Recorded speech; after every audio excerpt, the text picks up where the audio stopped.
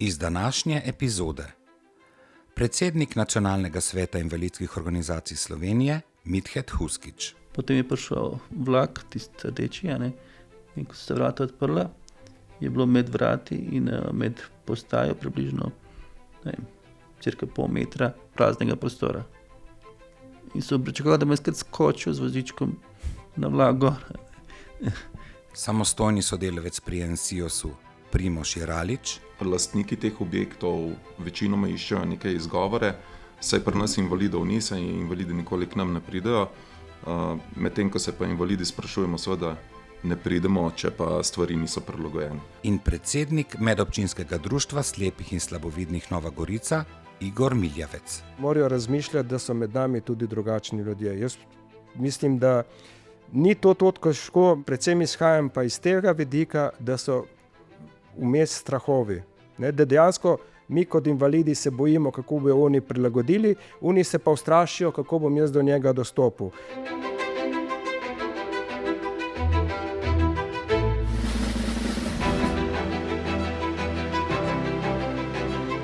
Podcast zagovornika načela enakosti.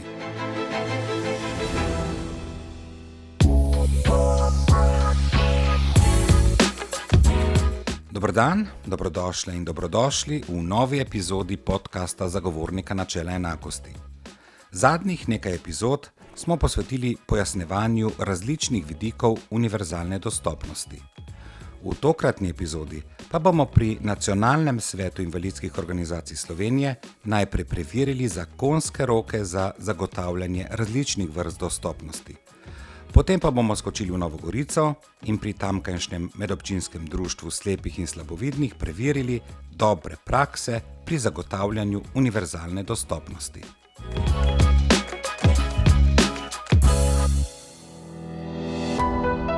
Poglobljeno o diskriminaciji. Obveznost zagotavljanja univerzalne dostopnosti je pri nas urejena v več zakonih.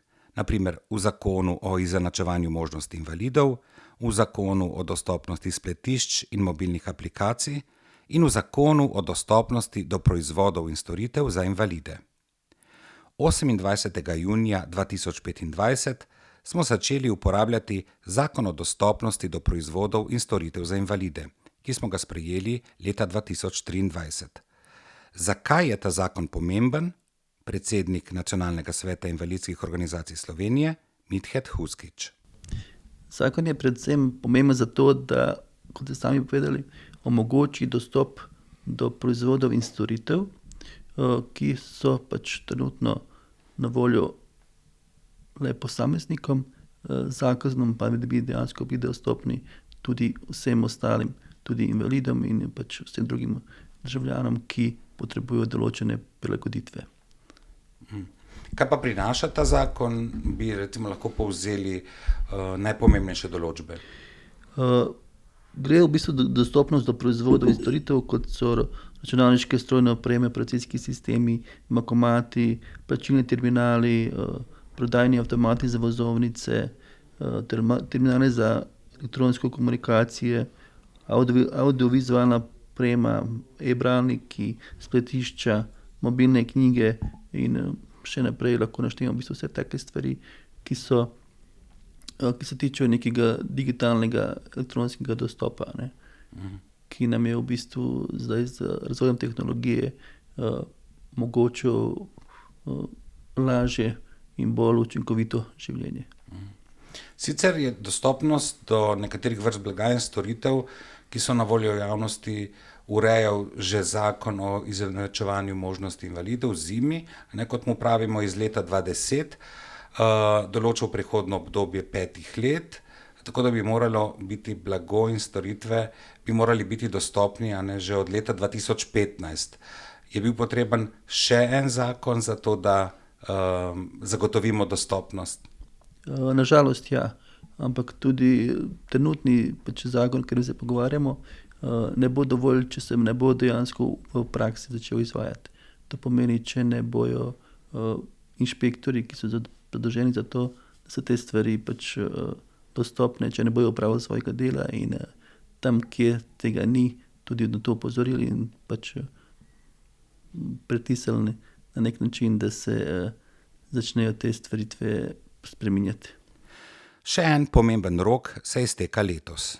In sicer po zakonu o izenačevanju možnosti invalidov morajo biti vsi objekti v javni rabi dostopni do 11. decembra letos. Za te prilagoditve smo imeli sicer 15 let časa.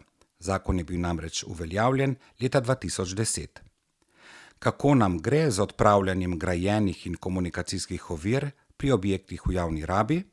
Samostojni strokovni sodelavec pri Nacionalnem svetu invalidskih organizacij Slovenije, Primož Jeralič. Ja, opažamo, da neka splošna ozaveščenost se je povečala, to lahko pritrdimo, pa vendar nas žalosti, da 15-letno neko obdobje tega prehoda se ni izkoristilo za to, da bi se odstranilo te ovire, ampak se je čakalo na zadnji rok. Danes pa se v bistvu srečujemo s tem, da lastniki teh objektov večinoma iščejo neke izgovore, saj pri nas invalidov ni, saj invalidi nikoli k nam ne pridejo, medtem ko se pa invalidi sprašujemo, seveda ne pridemo, če pa stvari niso prilagojene. Zavedati se moramo, da stvari, ki niso prilagojene, invalide izključuje iz socialnega življenja, že tako so invalidi nekako porinjeni na nek rob socialnega življenja in samo nedostopnostjo javne infrastrukture in pa infrastrukture, ki je v javni rabi, se ta vrzel samo še povečuje. Če samo še dodam tukaj, da so se letos določena podjetja, kot je banke pa pošte, obrnile na Nacionalni svet invalidskih organizacij, da jim pomaga pri reševanju teh problemov. Mi smo seveda odprti in pripravljeni, tako da pozivamo tudi ostale, ki ne vejo, kako bi pač svojo dostopnost izboljšali, da se obrnejo na nas in mi bomo vsem svetovali. Sem opazil pri pripravah na ta prispevek, da je kar nekaj zavodov, nevladnih organizacij in organizacij, ki v resnici v tem času nudijo polno podporo organizacijam, inštitucijam, ki želijo zagotoviti dostopnost. Tega je precej. Tako da znanje in podpora je. Ja, res je, kar ste navedel, nekih izvajalcev, ki pomagajo pri samih prilagoditvah, je kar veliko, namreč to je tudi, če smo iskreni, to je tržna niša in narastejo kot gobe po dežju. Vprašljivo je pri nekaterih, moje osebno mnenje je, da je vprašljivo pri nekaterih strokovnost. Namreč opažamo, da se nameščajo recimo dvižne rampe za stopnišča, ki pa ne upoštevajo teže. Namreč nameščajo se rampe, ki so do 210, 240 kg, mislim, da so, ampak to ni primerno za električni voziček, namreč za električni voziček je potrebno namestiti večje rampe, bolj sposobne, se pravi, ki imajo zmožnost več kot 350 kg vožnje vozičke. ZIBI prinaša tudi zahtevo po prilagoditvi šolskega in študijskega procesa za osebe z invalidnostmi. Rok za to prilagoditev se je iztekel decembra 2015. Ste opazili na tem področju kakšen napredek pri dostopnosti do izobraževanja za invalide? Ja, jaz dejansko delam tudi na Društvu študentov Invalidov Slovenije in mi vsako leto opozarjamo in tudi pregledujemo fakultete, da vidimo, kakšen je napredek. Tako da lahko rečem, da se stvari spremenile, da se spreminjajo. Seveda se je povezano s financami, ampak včasih je pa tudi z nekim majhnim vložkom možno precej stvari spremeniti, če je le pripravljenost. Potem zakon o izenačevanju možnosti invalidov pravi še, da je rok za primerno prilagoditev avtobusov za prevoz potnikov v cestnem prometu na način, da bo invalidom zagotovila dostopnost največ 10 let od uveljavitve. Ta rok se je iztekel decembra 2020, torej pred 5 leti skoraj. Kaj opažate? Smo napredovali pri zagotavljanju dostopnosti avtobusnih prevozov? Je mogoče kakšna razlika med mestnim prevozom, primestnim ali pa medkrajevnim? Tukaj lahko ločimo dve stvari. Recimo mestni prevoz, Mestna občina Ljubljana, tukaj so neki premiki in se tudi dela na tem, da so pač avtobusi prilagojeni, da so tudi postajališča in tudi sama izobraženost voznikov, da se nekaj pač premika. Na primeru medkrajevnih prometov pa žal z tega ni.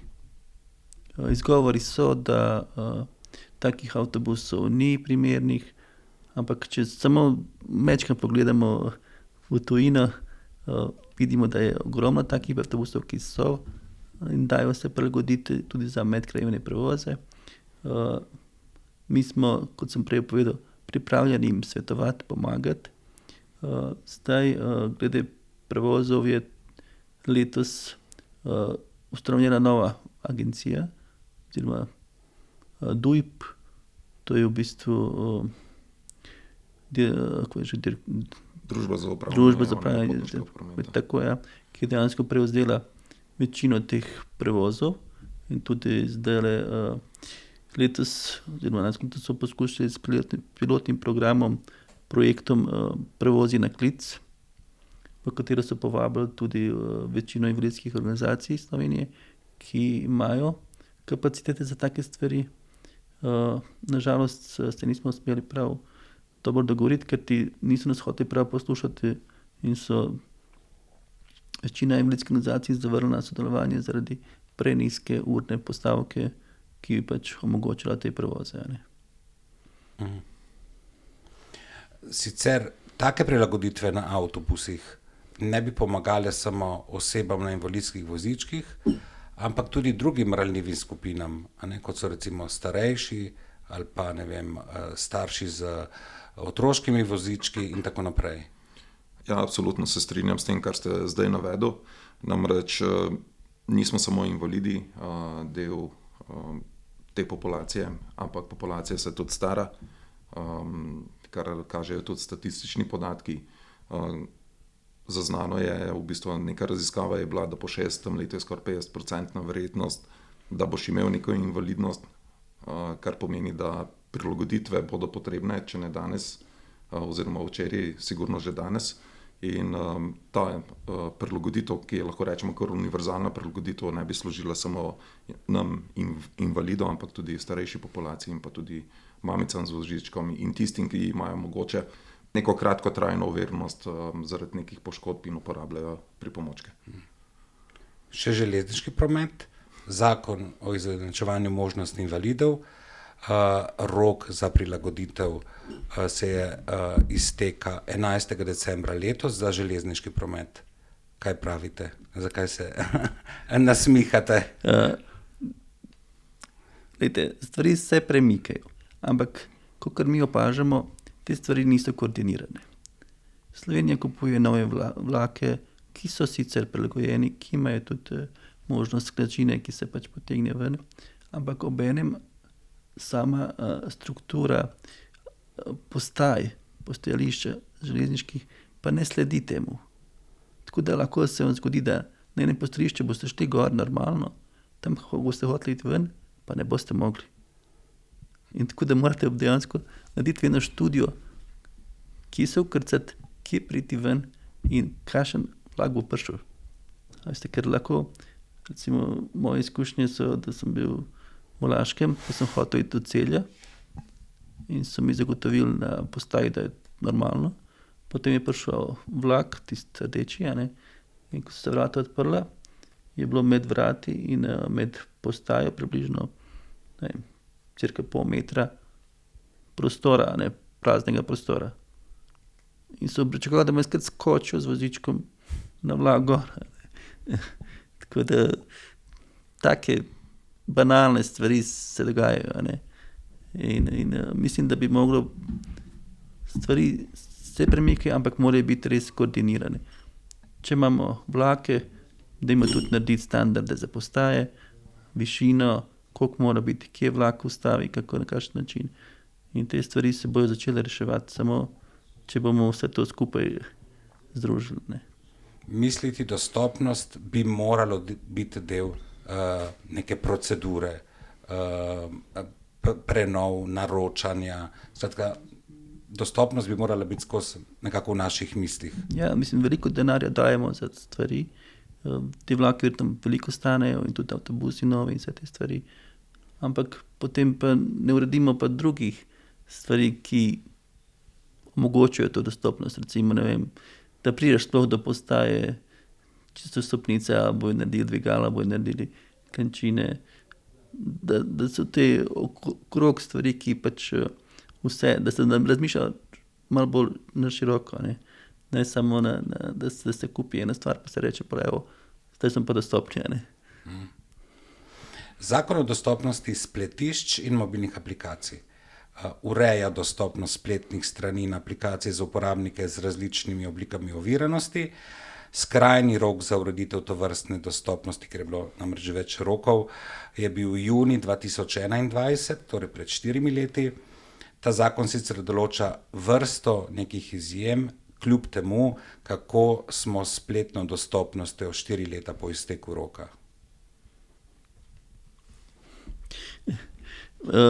Jaz lahko rečem, da se ta spletna dostopnost povečuje.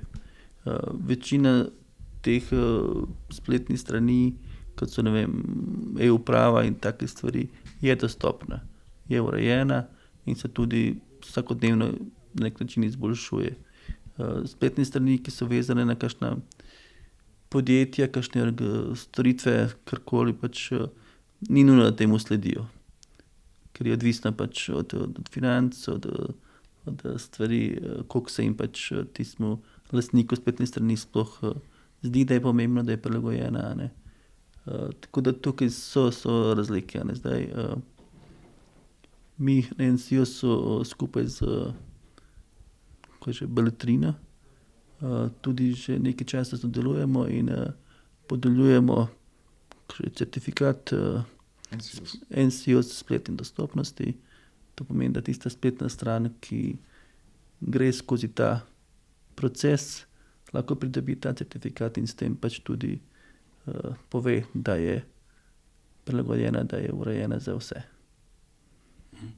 Ja, mogoče, če dodamo pri spletni dostopnosti, je to zelo podobno kot pri sami fizični dostopnosti.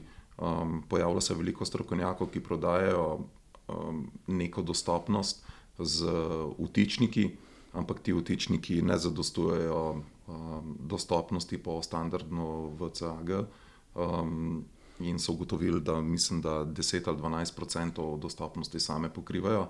S tem, da naročnik misli, ko je vgradil ta vtičnik, to je ponavadi vidimo na spletni strani, kakšen striček gor ali pa kakšen invalid na vozičku narisan in potem klikneš in se tam spreminja ali kontrast ali velikost pisave. Ampak sama dostopnost aplikacij in pa spletnih mest pomeni to, da nekdo, ki ne vidi, ve, da je gor objavljena slika z opisom. Zato je treba poskrbeti, da je zelo veliko tekstualnega opisa in da so teksti berljivi.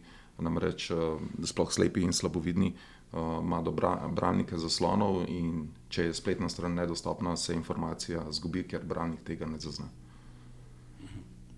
Kaj bi torej svetovali deležnikom, ki so odgovorni za ureditev vseh teh oblik dostopnosti, če se niso, kako naj se lotijo, kje naj poiščejo podporo, pomoč, konkretne in tudi kakovostne informacije, nekaj praktičnih nasvetov, recimo za konec?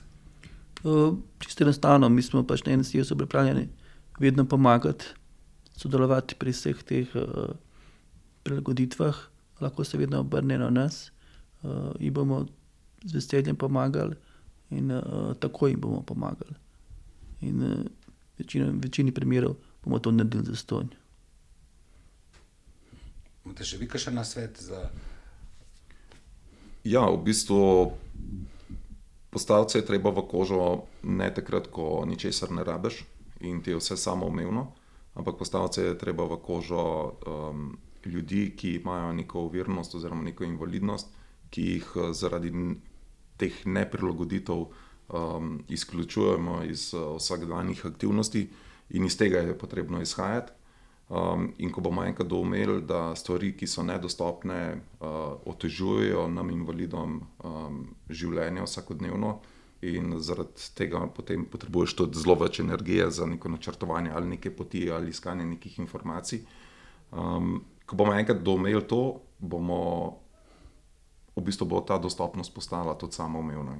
In sam osebno si želim, da bi dostopnost postala samoumevna, ne da bi na to mi mogli vedno in ves čas opozarjati, in potem ne nazadnje mi izpademo tisti, ki smo tečni, ki skozi težimo in tako naprej. Okay. Najlepša hvala. Hvala vam.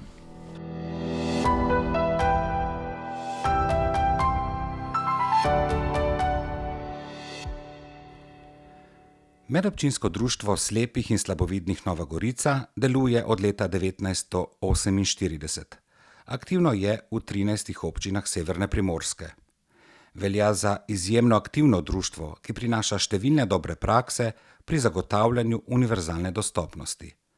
Vodi ga predsednik Igor Miljavec, ki je znan po geslu Za vse se najde rešitev. Obiskali smo ga na sedežu društva v Novi Gorici in ga najprej vprašali, kakšno je poslanstvo društva, ki ga vodi, in kako razume univerzalno dostopnost. Igor Miljavec. Ja, medobčinsko društvo pokriva kar širok spekter 13 občin in glavno poslanstvo je pomoč slepim in slabovidnim in njihovim svojcem.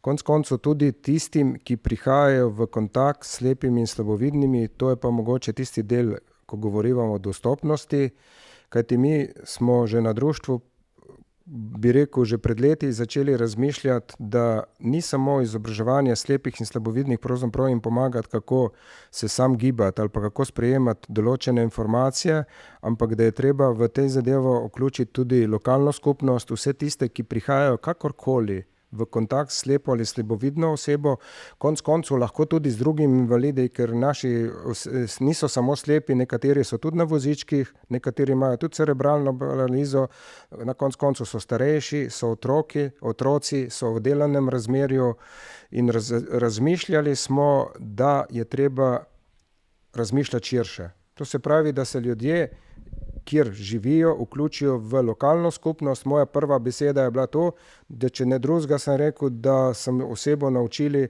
da pride v prvi lokal, da gre lahko na kavo sam. To nam je bila prvo vodilo, ki sem o tem začel razmišljati.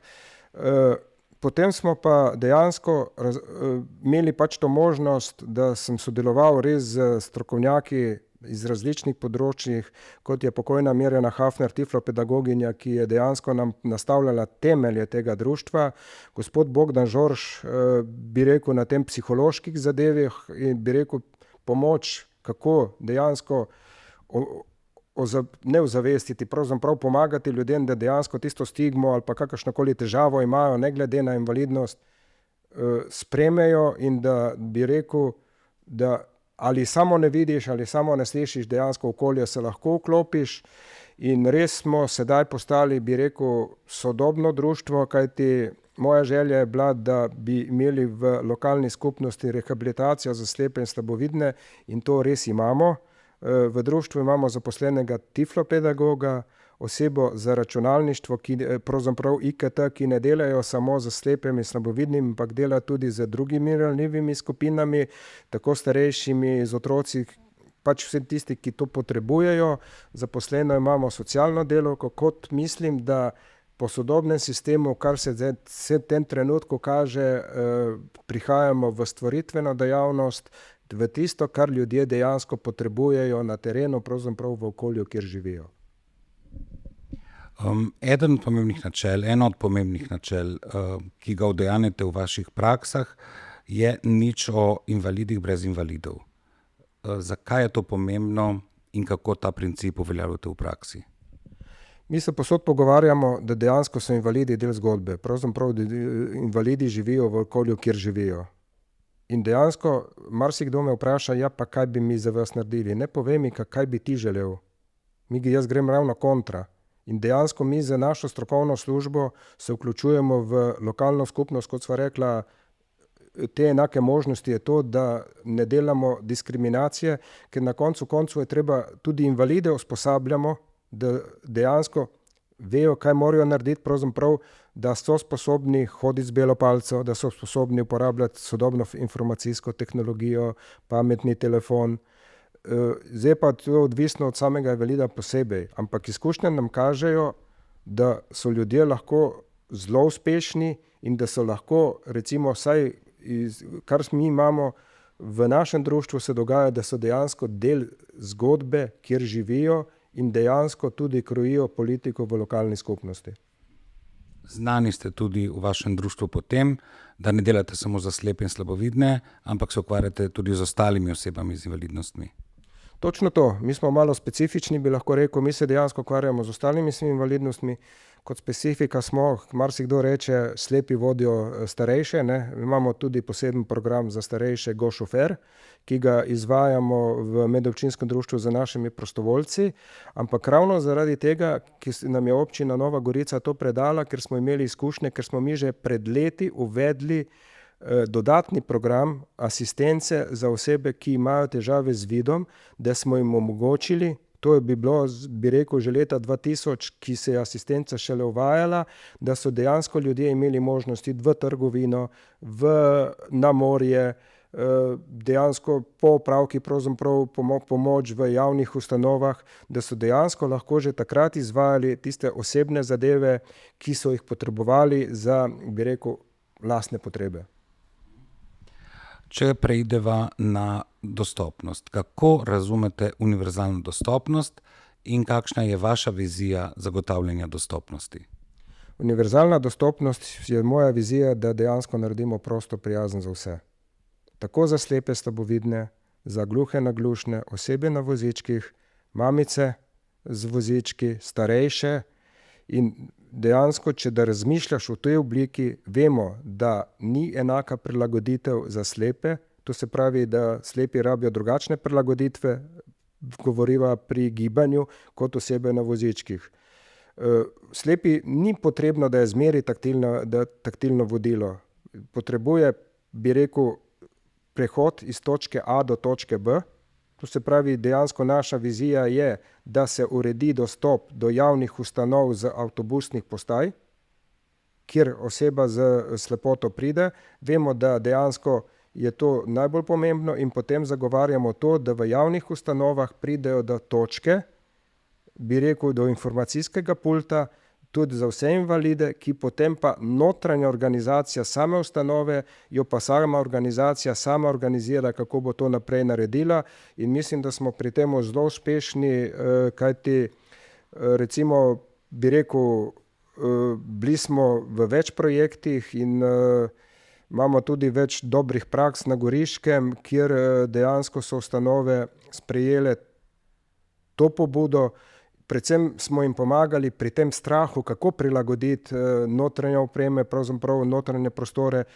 In res nam je želja, da dejansko se osebe lahko gibljajo sami. Mi imamo ogromno zgodb, ker recimo so rekli, ja, kako pa ste se vi lahko zmenili, da recimo so šli vaši na rafting. Ja, ni problema, 2 čolna smo spustili po Soči, ampak dejansko kamorkoli gremo, se dejansko damo navodila izvajalcem, pravzaprav tisti, ki storitev izvajajo, da kako komunicirati s slepimi in slabovidnimi, in tudi se pozna, da dejansko se z našimi slepimi in slabovidnimi delajo strokovno, pravzaprav strokovno, da dejansko se izobražujejo in potem, bi rekel, ne na raftingu, ne na plezanju, ne na potapljanju, na ziplineu. Mislim, mi imamo ogromno teh zgodb, v katerih se naši člani vključujejo in nimamo težav in na koncu postajamo tudi izobraževalni center tudi za, bi rekel, za tujino. Pravzaprav prihajajo delegacije na koncu smo gostili delegacijo iz Latvije, kjer so želeli prav to sodelovanje med medobčinskim društvom Nova Gorica in občino, kako in na koncu tudi drugih partnerji, ki jih ni malo. Dejansko mi imamo ogromno zgodb, kjer se res vključujemo. Pravzaprav jaz pravim tako, če vsak naredi svoje, v zgodbi smo zmagali. Če greva k dostopnosti, fizični dostopnosti, torej dostopnosti grajenih objektov, ki so na voljo javnosti, ki so zdaj pomembni zaradi iztekajočega se roka po zakonu o izenačevanju možnosti invalidov, in nadaljujemo zgodbo sodelovanja z občino. Z mestno občino Nova Gorica sodelujete pri pripravah in izboljšavah strateškega načrta dostopnosti. Novogoriška občina je tudi med prejemnicami listine občina po meri invalidov. ki jo podeljuje Zveza delovnih invalidov Slovenije. Kako poteka to sodelovanje z občino, zakaj je pomembno, predvsem pa zakaj je pomembno imeti ta strateški načrt dostopnosti? Ja, mogoče je tudi to en iztočnica, da jaz kot predsednik društva sem član tudi regijskega razvojne pravzaprav sveta, sem član nevladnih organizacij Severne Primorske, na koncu koncev sem bil tudi član vlade, kjer sem dejansko te naše predloge predlagal. Ampak zanimivo je, da naš predlog je bil tudi na regijski, da se regije prilagodi za vse invalide, pravzaprav ne se naredi strateški načrt dostopnosti. Res je, da na Severnem Primorskem je kar nekaj občin, ki imajo naziv občina po meri invalidov.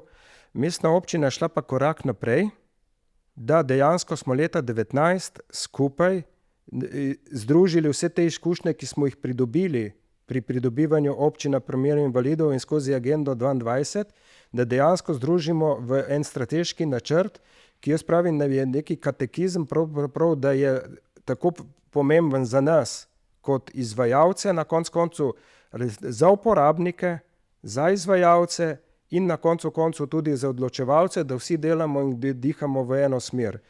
In na to pot se je v lanskem letu napotila tudi občina Vipava, delno ima to narejeno tudi občina Ajdovščina, pogovarjamo se pa tudi regijsko, tudi z drugimi občinami, ki se počasi ozaveščajo, da je to en zelo pomemben del, kot ste rekel, predvsem ta splošna dostopnost. Splošna dostopnost recimo je, fizična dostopnost je različna, kot smo že prej rekli, za slepe in slabovidne in za osebe na vozičkih. Slepi in slabovidni rabimo povezavo z avtobusnih postaj, ker mi dejansko potujemo z avtobusom in vlakom. Osebe na vozički vozijo. Na koncu imamo tudi druge invalide ali pa imamo kombinirane invalide. In mi smo bili zmeraj zagovorniki in recimo predvsem z mestno občino smo dolgo cajta iskali ta skupni stik z njihovo strokovno službo, da dejansko povežemo te točke, točko A, točko B, pravzaprav vse javne ustanove v občini, na koncu smo to prenesli tudi na zasebne ustanove, kajti če pomislimo, da smo recimo bili prvi v Sloveniji, ki smo imeli prilagojen center za socialno delo, tako fizično kot tudi stvoritveno, imamo prvo, bi rekel, fakulteta za družbene študije v Novi Gorici je tako prilagodila fizično dostopnost kot izobraževalne dostopnost za vse ranljive skupine in kar imam informacije, da tudi že imajo invalide, ki jim prilagajajo vsak program posebej za njihove potrebe, to se pravi, da se to da, če se želi med sabo komunicirati. Mi smo se, dejansko rekel, začeli pogovarjati med seboj, izmenjavati mnenja in na koncu bi rekel, zdaj po tolikih letih, mi smo strateški načrt naredili 2019, letos smo ga obnovili skupaj z mestno občino in zdaj ni samo zdaj neka skupina ljudi na mestni občini, ki o tem govorimo, ampak se pogovarjamo z vsemi, ki kakorkoli delajo na področju dostopnosti, pravzaprav vsi, ki skrbijo za kakršnekoli projekte ali programe v občini, imajo v zavesti, da morajo razmišljati, da so med nami tudi drugačni ljudje. Jaz mislim, da ni to težko, marsikdaj predvsem izhajam pa iz tega vidika, da so vmes strahovi. Ne, da dejansko mi kot invalidi se bojimo, kako bi oni prilagodili, oni se pa ustrašijo, kako bom jaz do njega dostopil. In bistveno, kar jaz vidim recimo in tudi to, kar smo začeli delati, je izobraževanje, kako pristopiti k ranljivim skupinam, ampak ločeno, posebej za gluhe, naglušne, posebej za slepe, na koncu imamo tudi druge invalide in dejansko, da jim predstavimo vsebine za posameznega invalida posebej. Na koncu pa potem znanosti ni, ker dejansko lahko prilagajaš skupni prostor, ker pa tudi vemo vsi, da 100% vsake zadeve ne boš prilagodil, ker recimo tudi slabovidni, vsak slaboviden je drugače, vsak slaboviden sprejema okolico drugače, kot tudi slep od rojstva ali slep kasneje je tudi velika razlika, ker slepi kasneje si zapomnejo, poznajo barve, poznajo tudi okolje, kjer so živeli, ampak poseben poudarek, ki ga pa dejansko vidim, je v tem, da slepa in slabovidna oseba se mora naučiti, kje hoditi in kje hodi s strokovno podporo. Dejansko marsikdaj razmišljamo, ja pa bojo šli sami, smo naredili taktilno. Ne, treba ga je naučiti, da dejansko, kje je njegova banka, kje je pošta, pravzaprav mi dejansko že to, predvsem delamo to, da dejansko naj člani pokličejo na društvo in naš tiflopedagog gre z njim za tisto področje, ki ga on potrebuje v okolju, kjer živi. In mislim, da so tle, bi rekel, konkretne rešitve in tudi rezultati so zelo vidni, ker ga dejansko se po tej poti grejo tudi za ostale občine na Severnem Primorskem. Ne skrbite samo za izboljšanje dostopnosti prostora v mestu, ampak ste nedavno izvajali tudi projekt Dostopno podeželje. Kaj ste dosegli s tem projektom?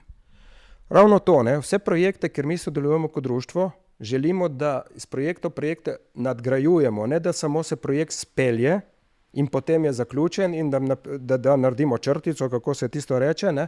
Ampak mi, kljukico tako, mi se dejansko učimo, da dejansko vsak projekt se nadgrajuje in kako smo mi delali strateški načrt dostopnosti, smo dejansko dali pobudo na mestno občino, pravzaprav tako je, prišla je pobuda z občine Brd, da dejansko pa gremo v projekt Dostopno podeželje, kjer je bil glavni poudarek na tem, da smo raziskovali dostopnost podeželja in smo ugotovili, da tudi na podeželju je možna dostopnost in da je vsak kraj treba posebej pregledati in ga v dani možnosti prilagoditi. Vemo, da spet je tle še malo težje, ker to so stare zadeve, mislim stari objekti in pa recimo ožji prehodi in tako naprej, če se pa pogovarja z lokalno skupnostjo, ker to mogoče je predvsem pomembno na področju turizma, se pa to da reši. To se pravi, predvsem je ta projekt nam dal to, da je treba urediti table, to se pravi, da na tablah ne pišeš mote, ampak da je manje več. Zdaj poudarjamo tudi, da je treba dati QR kode, ki so označeni, ki si lahko slepi preberejo sami. In potem dejansko, da je treba vsak objekt ali pa vsako lokacijo posebej pregledati in na osnovi tistega potem narediti prilagoditev. In mislim, da smo bili tle uspešni, ker imamo že nov projekt, nadaljujemo na to nadgradnjo, dostopni turizem in muzej v Posočju. No in ravno to je naslednja tema. Dostopnost turizma. V projektu Planota prijazna invalidom ste usposobili vodiče, adaptirali točke in vzpostavili informacijsko točko. Kako pomembna je dostopnost turizma za osebe z invalidnostmi in kako razvijate dostopnost turizma pri vas? To je zelo pomembno. Jaz mislim, da tlele smo še vsi v celi Sloveniji kar odzadaj, pozabljamo, da tudi invalidi so turisti. Skozi razne, bi rekel, izobraževanja, pravzaprav tudi tiskovne konference ali pa nastope, kjer se dejansko udeležujemo. Ravno preko tega projekta, ki smo ga nastavili skupaj z gluhimi, naglušnimi in z osebami na vozičkih, smo ugotovili, da potrebujemo strokovno pomoč. To se pravi strokovno pomoč strokovnjakov, predvsem pri fizični dostopnosti, na koncu pa tudi pri informacijah, storitvah in digitalizaciji. Tako da že takrat smo povezali se z Zavodom Dostop in predvsem pri izobraževanju turističnih vodnikov ugotovili, da je treba dejansko izobraževanje delati ločeno. Pravzaprav, da dejansko lahko je turizem zelo prijazen za vse ranljive skupine. In moram reči, da tle smo zelo uspešni, predvsem za turizem za slepe in slabovidne in tudi vse ostale, kajti ozaveščamo javnost, kako pristopiti do posamezne kategorije in da je fizična dostopnost tudi tukaj pomembna, predvsem za osebe na vozičkih, da dejansko jim, uredijo sobe za bivanje, WC-je, in na koncu tudi izobraževanje, kako pristopiti k posameznemu ranljivimi skupinami.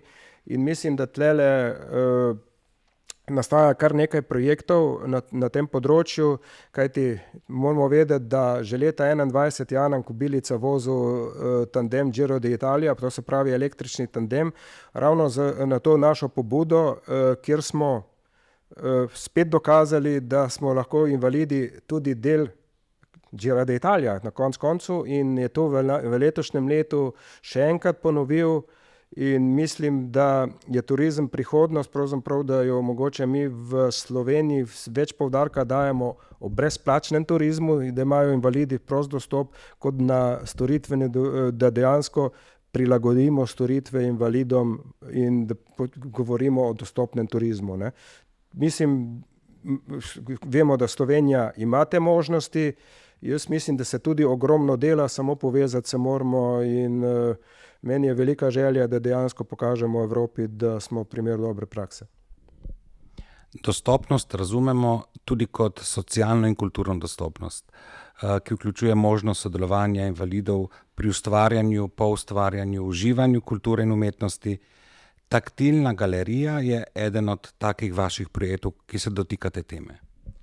Tako je. Mi smo dejansko, naši člani, pravzaprav jaz zmeraj zagovarjam, da premalo poudarjamo uspešne invalide. Mi imamo zelo uspešne invalide na vseh področjih, ne samo v slovenskem merilu, tudi v svetovnem merilu. Taktilna galerija je nastala v sodelovanju desetletnem sodelovanju z Goriškim muzejem, z Davidom Kustosom, pedagogom, ki že 10 let prilagaja vse za slepe in slabovidne, in on pravi, če prilagodim za slepe in slabovidne, prilagodim za vse.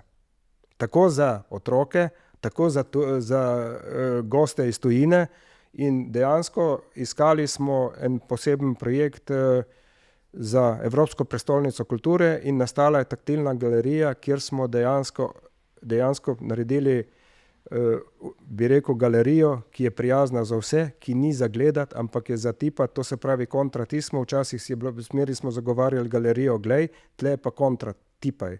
In nastalo je 19 eksponatov, sodelovalo je, bi rekel, vse 4 univerze iz Slovenije, iz Amerike, iz Italije, srednje šole, in bi rekel, jaz razmišljam, da cirka 500 raznih sodelavcev, tako na koncu tudi čistilka je pomemben del te zgodbe, na koncu tudi tiste osebe, ki se ne vidi, ampak pokazali smo, da dejansko lahko na enem prostoru, ker čar nam je bil to, da je objekt dostopen fizično, plus dostopen za vse ranljive skupine, in to je ta naša taktilna galerija.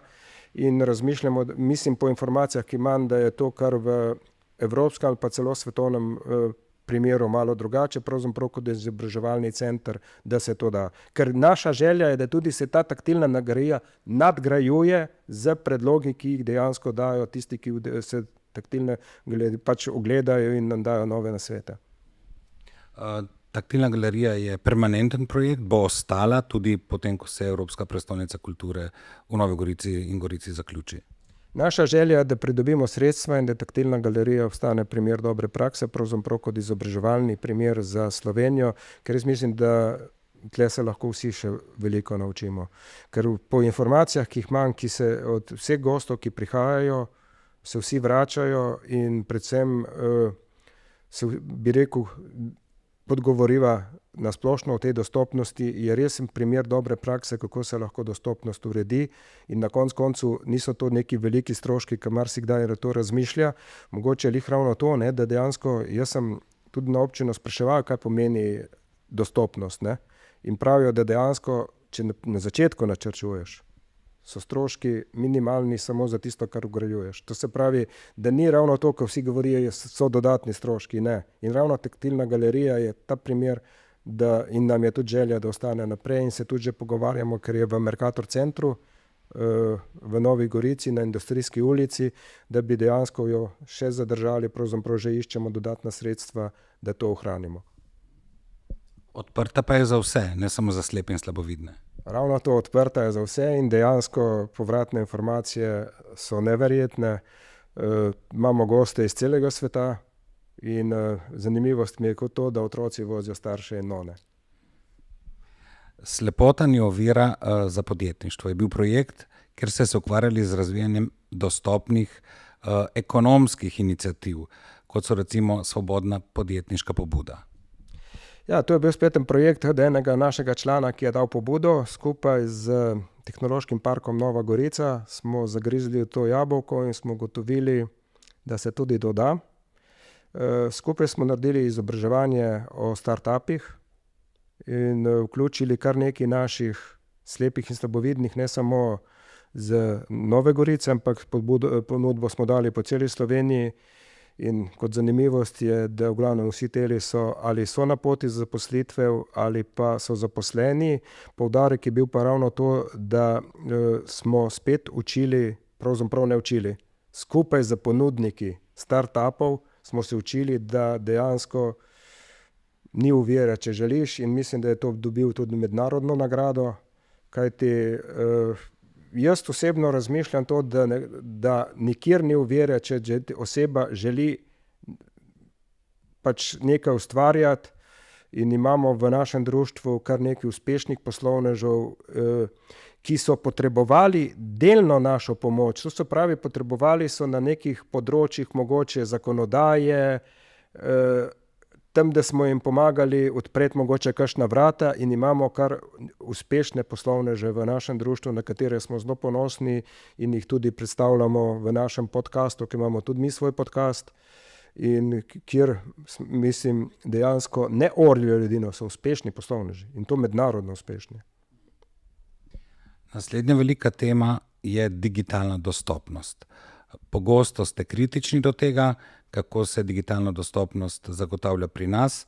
Kaj moramo torej storiti, če želimo zagotoviti dobro digitalno dostopnost, na kaj moramo biti posebej pozorni?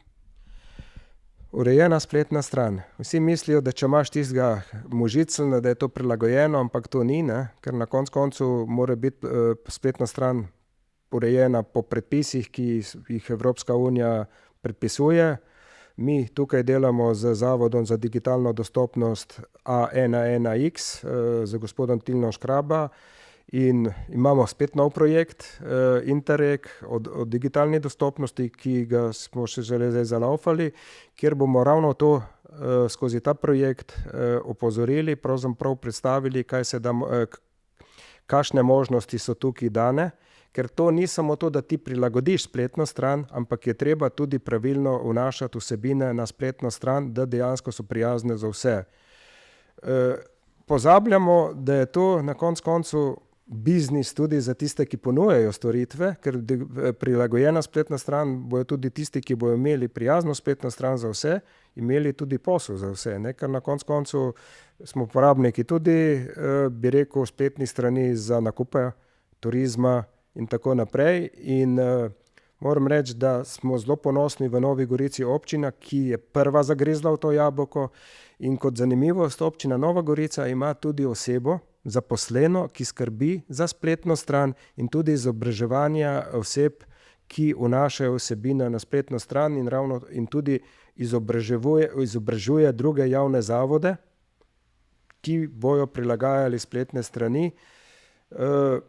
Tle je pa še, bi rekel, še kar dosti dela, ker marsikdaj recimo teli ponudniki so obljubili, da bojo naredili prijemno spletno stran, in ko smo mi zaprosili naše uporabnike, da pretestirajo, spletna stran je bila prijazna, ampak jaz sem optimist in mislim, da bomo tudi to s časoma uredili, ker zmeraj več ljudi, mislim, razmišlja v to smer, da jutri bo tudi on rabo prilagojena spletna stran. Tako da to je en izziv za vse nas, in ne samo spletna stran, na koncu so tudi podporni sistemi, ne? Vse tisto, kar dejansko je infrastrukture, pravzaprav teh platform, tudi to mora biti prijazno, in jaz sem optimist in orjemo tudi tle ledino. Če bi torej želeli si ogledati spletno stran, ki je narejena kakovostno, ki ima dobro urejeno digitalno dostopnost, bi rekli, da si lahko kot primer dobre prakse ogledamo spletno stran Mestne občine Nova Gorica? Komot, lahko si ogledajo spletno stran občine Nova Gorica, lahko si pogledajo spletno stran zdravstvenega doma Nova Gorica. Neuradno informacijo imam, da je tudi STO tik pred tem, da bo imel urejeno spletno strani, da kar neki spletni strani se prilagaja, in mi smo tudi, kot pravim, v par projektih, kjer dejansko poznamo zadeve. Predvsem bi dal pobudo vsem tistim, ki na novo delajo spletne strani, da predvsem je treba napisati, kadar iščejo izvajalca, da pravilno napišejo, kaj želijo imeti na spletni strani, ker to je bistveno zadeva. Če so dejansko navodila, kadar oni iščejo pravzaprav ponudnika, če to napišejo prav, bojo potem tudi izvajalci dolžni, da naredijo spletno stran prilagojeno. Skozi naš projekt je ravno ta poudarek, da bomo izobraževali izobraževalce, pravzaprav ponudnike spletne strani, izobraževali bomo tako v Sloveniji kot Italiji, izobraževali bomo pa tudi vse tiste, ki dajo vsebino na spletno stran, ker to je zelo, zelo pomembna zadeva, ker če ni pravilna vsebina dana na spletno stran, je tudi osebe, ki predvsem slepi in slabovidni in recimo tisti, ki dejansko potrebujejo, ki delajo z tipkami, ne morejo prebrati vsebine, ki je potrebna, ki jo potrebujejo na spletni strani. Med številnimi aktivnostmi društva so izobraževalne aktivnosti. Katere vse pripravljate pri vas? V glavnem poudarek dajemo na izobraževanju, bi rekel, ponudnikov, ki kakorkoli prihajajo v kontakt s slepimi in slabovidnimi. Ravno sedaj zaključujemo delavnico na občini Idrija in na občini pravzaprav na upravni enoti, kjer izobražujemo delavce, kako pristopiti slepim in slabovidnim, kajti ugotavljamo, da dejansko prihaja do strahov. Dejansko, da teli ljudje, ko vidijo osebo z belo palico, da se ne ustrašijo in da dejansko imajo tiste splošna navodila, kako da je dejansko, ni samo to, da tle imaš dokument, ampak da mu dejansko prebereš vsebino, najbolj pomemben je tle droben tisk, in da dejansko dobra storitev je lahko zelo pomembna in mi izobražujemo predvsem z našim tiflopedagogom vsako področje posebej. To se pravi upravne enote posebej ali pa občine, tiste, ki tudi začeli smo to že centri za socialno delo, izobražujemo tudi turistične ponudnike, mogoče tudi kot zanimivost, mi smo dejansko tudi preko ameriške ambasade izobraževali ponudnike na TNP-ju, to se pravi, delamo več tudi na področju turizma, kako dejansko pristopiti k osebi z okvaro vida in dejansko zgubijo tisti strah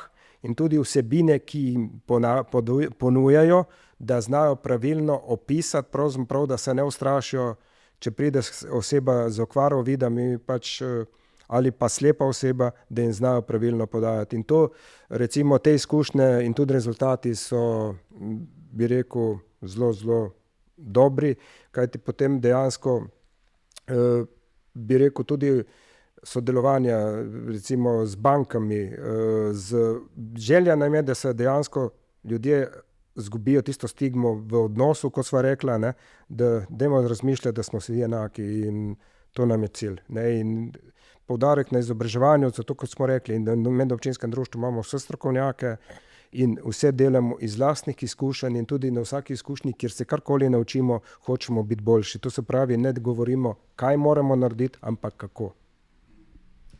Dobro, še dve vprašanji. Letos je pomembna tema uveljavljanja dostopnosti in delovne dostopnosti zaradi iztekajočih se rokov kar več zakonov. Kaj bi svetovali organizacijam in posameznikom, ki se bodo v prihodnjih mesecih še posebej intenzivno lotevali urejanja dostopnosti? Kako naj si organizirajo urejanje dostopnosti, na kaj naj pomislijo? Jaz mislim predvsem, da potrebujejo inštitucijo, ki obvlada dostopnost, pravzaprav, ki jim lahko svetuje. Marsikdaj pride panika ali pa recimo, kot sva rekla, saj še ni rok. Jaz mislim, da izkušnje nam kažejo, da je treba se pogovarjati in dejansko poiskati organizacije, ki svetujejo pravilno in dejansko razmišljati o univerzalni dostopnosti, ker marsikdo čuje za slepe posebej, gluhe posebej, vozičke posebej, ampak na koncu tudi iz izkušnje, ki smo jih imeli, to dejansko dublira stroške. Če pa razmišljaš o univerzalni dostopnosti in na koncu univerzalna dostopnost je vseh 5 točk, kot sva rekla. Fizična dostopnost, informacije, storitve in digitalizacija. Da zmeraj razmišljajo širše in mislim, da predvsem pa jih ne prime panika, ker recimo dobivamo tudi marsikakšne informacije tudi uporabnikov, to ni pravilno dostopno, tudi mi smo to doživeli. Na koncu je bilo prilagojeno za slepe in slabovidne, ampak niso znali uporabljati pravzaprav niso prišli po informacijo na društvo, da dejansko je njim prilagojeno, ampak zakaj? Zato, ker je bila taktilna postavljena, ker je bila prilagojena dostopnost, oni so rekli, bom šla na občino, ker meni so zdaj pa uničili tisto, kar sem prej znal, ne. Jaz mislim, da predvsem ne sme jih primeti panika in da se je treba med sabo pogovarjati in jaz sem prepričan, da Slovenija lahko vzor za Evropo. Mi poveste nekaj takih organizacij, ki imajo znanje in znajo pomagati? Ja, mi delamo kot tiflopedagoško organizacijo, imamo sami, delamo z Zavodom za digitalno dostopnost A11X, to je gospod Tilen Škraba, in z Zavodom Dostop, ki dejansko zmeraj iščemo najboljšo rešitev za vsako občino posebej, pravzaprav za vsako organizacijo, ne da je ne dražja rešitev, ampak da je življenjska rešitev in da dejansko pomagamo rešiti, bi rekel, celostni problem in da se dejansko z njimi pogovarjamo. Bistvena zadeva je pa to, da po občinah nekoga zadolžijo, da skrbi za dostopnost. Da dejansko imamo na eni točki, to smo mi naredili v preteklosti v mestni občini Novi Gorici, smo imeli eno osebno, zdaj jih imamo pa več, ampak zakaj? Zato, ker je to 10-letno sodelovanje. Jaz mislim, da bistvo je, da občine določijo osebo, ki bo za to skrbela. Najlepša hvala za ta pogovor. Hvala vam.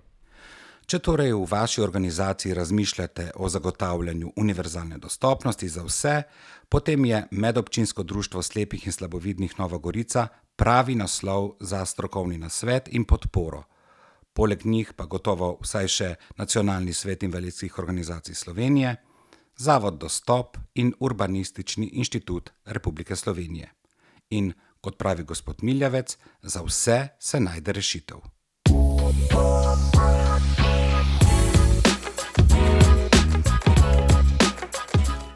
To je bila 8. epizoda podcasta Zagovornika načela enakosti. Z vami smo bili predsednik Nacionalnega sveta invalidskih organizacij Slovenije Mithet Huskić, samostojni strokovni sodelavec Primož Jeralič in predsednik Medobčinskega društva slepih in slabovidnih Nova Gorica Igor Miljavec. Podcast sem povezoval Mitja Blažič. Vabljeni, da nas spremljate tudi v prihodnje, najdete nas na vseh platformah za pretočne vsebine, ne pozabite nam slediti tudi na družbenih omrežjih Facebook, Instagram, LinkedIn, lahko nam tudi pišete na podcast@zagovornik-rs.si. podcast@zagovornik-rs.si. Kmalu se spet slišimo.